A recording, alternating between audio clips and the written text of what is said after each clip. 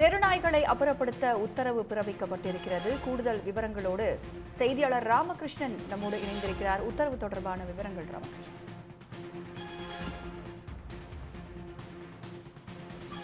அதாவது தெருநாய்க்கடி விவகாரம் தொடர்பாக உச்சநீதிமன்றம் இன்றைக்கு கூடுதல் உத்தரவுகளை பிறப்பித்துக் கொண்டிருக்கிறது. ஏற்கனவே இந்த விவகாரத்தில் பல்வேறு உத்தரவுகளை உச்சநீதிமன்ற நீதிபதி விக்ரம்நாத் தலைமையிலான அமர்வு ஏற்கனவே பிறப்பித்திருந்த இந்த சூழ்நிலையில் இன்றைய தினம் வேறு சில முக்கிய உத்தரவுகளையும் நீதிபதிகள் பிறப்பித்திருக்கிறார்கள்.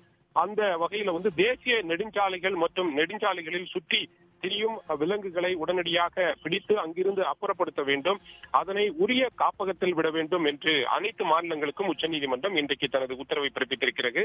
விலங்குகளால் ஏற்படக்கூடிய விபத்து உள்ளிட்டவற்றை தடுப்பதற்காக நெடுஞ்சாலைகளில் சுற்றி திரியும் விலங்குகள் குறித்து புகார் அளிப்பதற்காக உரிய அவசர கால எண்ணை மாநில அரசுகள் ஏற்படுத்த வேண்டும் என்றும் தனது உத்தரவில் நீதிபதிகள் தெரிவித்திருக்கிறார்கள்.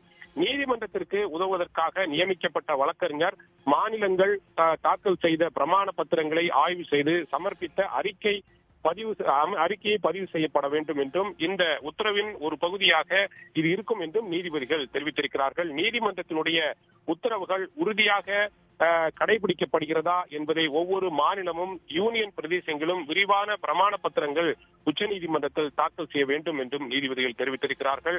அதே போன்று பொதுப்பணித்துறை, நகராட்சி அதிகாரிகள், சாலை மற்றும் போக்குவரத்து அதிகாரிகள் நெடுஞ்சாலைகள் மற்றும் விரைவு சாலைகளில் இருந்து கால்நடைகளை அகற்றி உடனடியாக தங்கும் இடங்களுக்கு மறுவாழ்வு அளிக்க வேண்டும் என்ற அளவிற்கு ராஜஸ்தான் உயர்நீதிமன்றம் ஏற்கனவே பிறப்பித்த உத்தரவுகளை மீண்டும் உறுதிப்படுத்துமாறு நாங்கள் இந்த உத்தரவில் பிறப்பிக்கிறோம் என்றும் நீதிபதிகள் தெரிவித்திருக்கிறார்கள்.